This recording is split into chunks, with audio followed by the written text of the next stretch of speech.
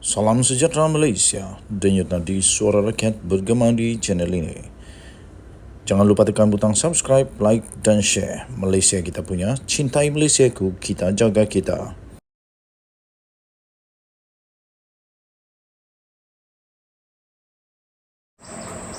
Salam sejahtera Malaysia, denyut nadi suara rakyat bergema di channel ini. Nampaknya isu menghina Sultan-Sultan Melayu belum lagi reda. Saya sebagai admin The Twin TV ingin menasihatkan supaya semua rakyat jelata menghormati institusi diraja ini, supaya semua rakyat jelata negara Malaysia kembali kepada rukun negara, iaitu kita setia kepada raja dan negara. Jangan main-main.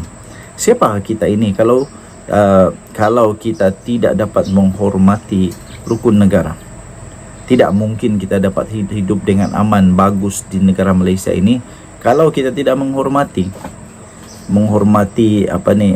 rukun negara ini. Bagaimana kita nak menjadi rakyat yang baik kalau rukun negara sendiri kita tak boleh hormati?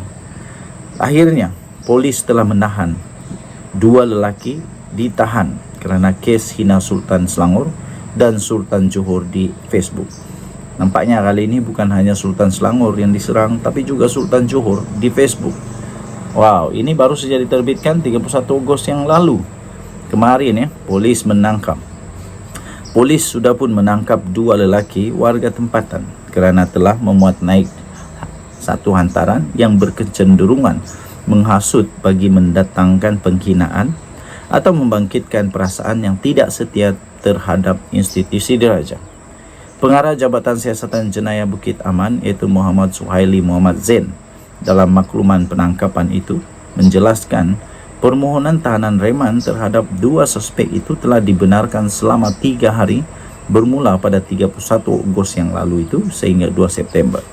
Suspek pertama yang dipercayai iaitu pemilik dan pengendali akaun Facebook Flat Earth Malaysia yang berusia 41 tahun telah ditangkap di kampung Sungai Kati di Ipoh di Perak.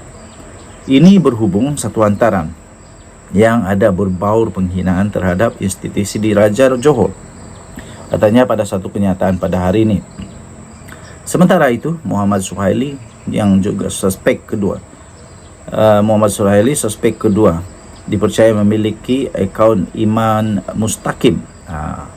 Iman Mustaqim itu ditahan kerana disyaki memuat naik hantaran mengandungi satu lagi pula kenyataan menghina Sultan Selangor. Dan polis telah menyiasat kes itu disiasat oleh Unit Siasatan Jenayah Terkelas USJT bahagian D5 JSJ Bukit Aman di bawah Seksyen 4-1 Akta Hasutan 1948 dan Seksyen 233 Akta Komunikasi dan Multimedia 1998. Dengan itu PDRM menggesa supaya semua orang ramai yang menjadi pengguna media sosial jadilah pengguna media sosial yang bijak, yang berhemah serta dapat mengelakkan daripada mengeluarkan apa juga sebarang kenyataan yang boleh menggugat keharmonian dan sebarang kenyataan yang boleh mengganggu perpaduan, terutamanya yang membabitkan isu agama, kaum dan institusi diraja 3R. Katanya lagi, saya setuju dengan apa yang disebut oleh pihak polis ini. Mari rakyat Malaysia, kita hentikanlah kita menjadi rakyat yang tidak menghormati rukun negara. Hormati rukun negara, kita berada di bawah payung rukun negara, kita hidup aman selama ini kerana kita menghormati rukun negara.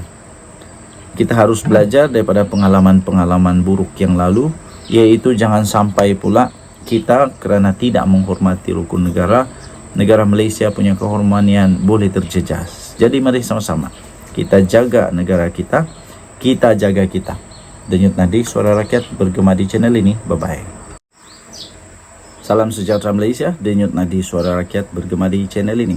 Tak lama lagi pilihan raya kecil untuk Parlimen Pulai dan juga Dun Simpang Jeram akan berlangsung tuan-tuan dan puan-puan. Jadi ramai orang nak buat spekulasi, nak tengok apa yang sedang berlaku, siapa yang bakal menang, siapa yang bakal kalah, dan adakah ini referendum rakyat ataupun adakah ini juga adalah satu bukti siapa yang sebenarnya disokong oleh rakyat. Jadi terbaru ini ya tuan-tuan dan puan-puan yang dihormati sekalian, ada satu keputusan yang telah pun dibuat berdasarkan kepada peluang siapa boleh menang dalam PRK kali ini. Jadi ada satu laporan daripada bharian.com.my 1 September hari ini baru diterbitkan pukul 7 pagi tadi PRK. Dan setelah itu keputusan dikeluarkan PHBN dan Perikatan Nasional. Sekarang ini sebenarnya menurut laporan itu ada peluang Samarta yang menang. Okey, tuan-tuan dan puan-puan yang dihormati sekalian, di Georgetown 7 hari bulan November yang lalu ada gambar yang disertakan di sana Barisan Nasional, BN Pakatan Harapan, PN menghiasi lembu raya Tun Dr. Lim Chong Yu sempena pilihan raya umum 15 yang lalu. Okey, jadi kita boleh nampak di sana memang dia punya bendera itu luar biasalah. Okey, baik. Pertembungan di antara Pakatan Harapan PH Barisan Nasional dan Perikatan Nasional masih sengit di Dewan Undangan Negeri Simpang Jeram dan pada pilihan raya PRK kerana kedua-duanya dikatakan mempunyai peluang sama rata untuk menang. Keadaan berbeza pula di Parlimen Pulai disebabkan gabungan Parti Kerajaan Perpaduan dilihat mempunyai peluang lebih cerah berdasarkan kepada sokongan kuat UMNO terhadap calon daripada Parti Amanah. Jadi yang dapat membentuk kerajaan Malaysia bukan di DUN tapi di Parlimen.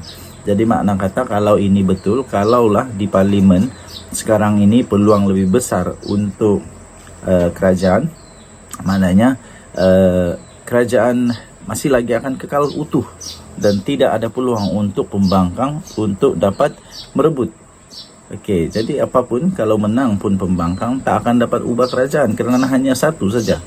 Dapatan itu diperolehi berdasarkan kajian yang dibuat oleh Pusat Perdana Fakulti Teknologi dan Informatik Razak Universiti Teknologi Malaysia UTM melalui kajian kuantitatif inferensi.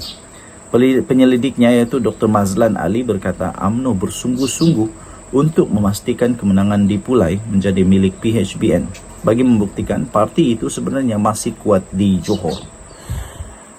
Beliau berkata walaupun PN juga tekad untuk meluaskan gelombang hijaunya di Johor, namun di Parlimen Pulai kelebihan itu masih berpihak kepada parti kerajaan. Di Parlimen Pulai katanya peluang PHBN lebih cerah walaupun majoriti mungkin kurang berbanding yang diperolehi oleh Allahyarham Datuk Seri Salahuddin Ayub iaitu lebih 30,000 undi majoriti pada pilihan raya umum ke-15 yang lalu. Calon dari Amanah mendapat sokongan daripada UMNO yang turut mempunyai pengaruh di kawasan itu yang masih kuat ya.